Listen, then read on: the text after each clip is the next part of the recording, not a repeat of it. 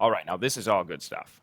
Managing unsubscribes, automating segmentation, promoting better email engagement, and improving deliverability. I love it. I do, truly. I wouldn't lie to you. However, some of this can be a little in the weeds. What about if you're just starting out? How do you get started? What's the best way to do that? Do you have any advice or best practices for people who are either, just looking to get more out of it, or are just starting out and they don't want to just stop at the email and click, or the open and click through rates?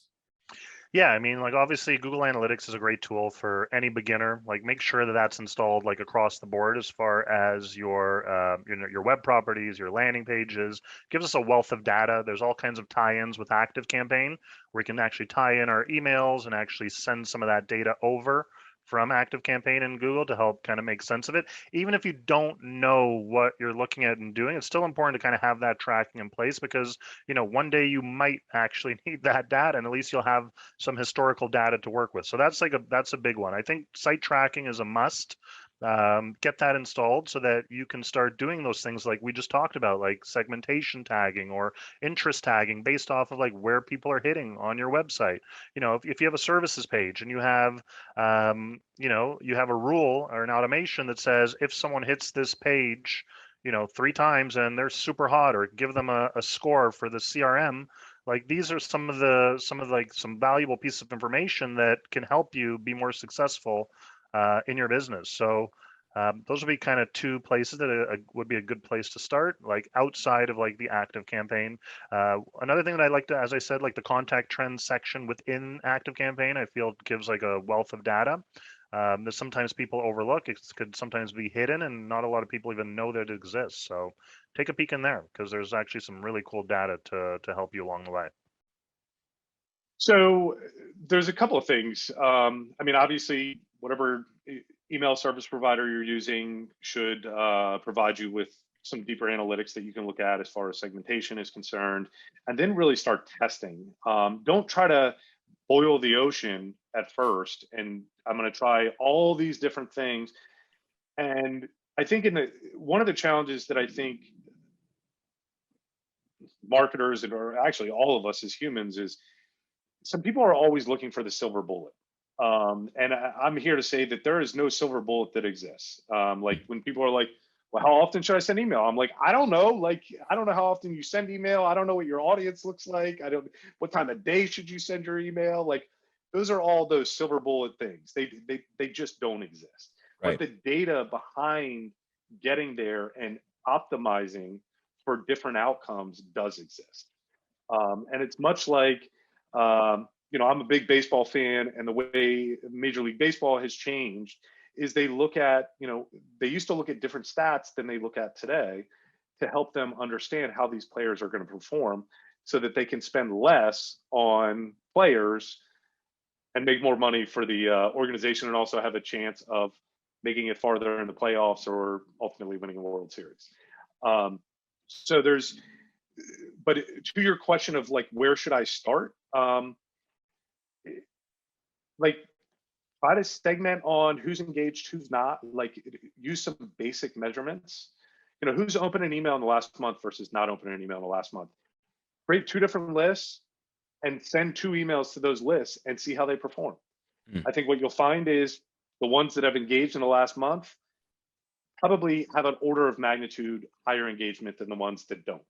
So now what I can do is I can take the ones that don't, and I can start running tests on them. Who hasn't engaged in the last 3 months, the last 6 months, the last 9 months, the last 12 months? But all of that takes work and involves you really thinking out and laying out a plan for what outcome am I trying to accomplish, or what am I actually trying to learn from these tests? Right. And then I can take that and look at an outcome-based approach.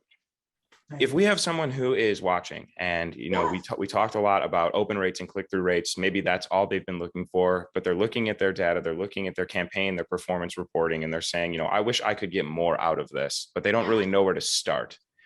Do you have any advice or best practices in terms of what they should look at, or how should they approach the problem so that they can determine what to look at?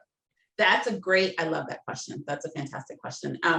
because I think my answer sometimes is surprising to people, Mm. in that it is sort of turn off your computer or don't even log into your account, maybe open up a Google Doc or a notebook or however you take notes, and just start to list out all of the questions that you have about your program's performance. So what do you want to know about your business? What do you want to know about marketing in general? What do you want to know about email with respect to marketing?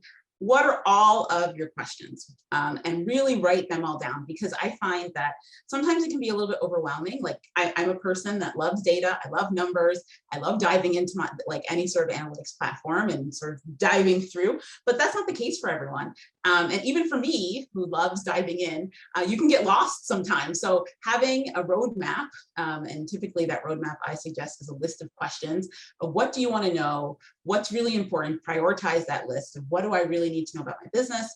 Things, so it might be as simple as like, you know, what's making us money, or where are we making money, or who's giving us the most money, or who are our most loyal customers and subscribers. Who are people that have been around for a really long time that maybe we've lost touch with, or maybe for whatever reason they've expressed a lot of interest, but they haven't, for whatever reason, signed up or made a purchase. So many business owners have those types of questions, and people working in organizations have those types of questions. So write them all down and prioritize them. And then once you do that, you're armed with a priority list that you either can log in to your account and dive into the analytics section, or even sign up for some support lessons, or send a report request and ask, how do I get access to all of this information? And I find that that's the most powerful approach, because it really helps you not necessarily get lost in the array of numbers and all the different ways that it can be presented, but it really ties your numbers into what's important to you, which is the answers to your questions. So that's the first step. And then the second part is to make it a practice. So sometimes, again, it can be intimidating, and sometimes we all just get really super busy sending out the messages, making sure that things are ready and ready on time. You can just sort of send them and not necessarily look back at how they performed. So get into a practice of revisiting those questions over time, or maybe even setting up a dashboard, someplace where you can go and monitor the answers to those key questions that you have. Take a look at the data that's available to you, including the trend reports. Again, more on those in just a few minutes here. And get specific about the problem that you're trying to solve. You have to have an aim. You have to know what you're looking for, because if you don't, you'll never find it. Think about it like this. You could give a world champion dart player, or a dartist, 3 darts and a dartboard. But if you were to put a blindfold on them and tell them to hit the bullseye, they're not going to hit it. They don't even know where it is. Now, this happens all too often, and it's a common mistake when it comes to email analytics, because there is so much information that you could use. So much data is available to you that it feels overwhelming, or it's a long detour down a rabbit hole to nowhere. You don't know what to pursue, so you turn back to what you do know, which is the open and click-through rates, and you just wish they told you more.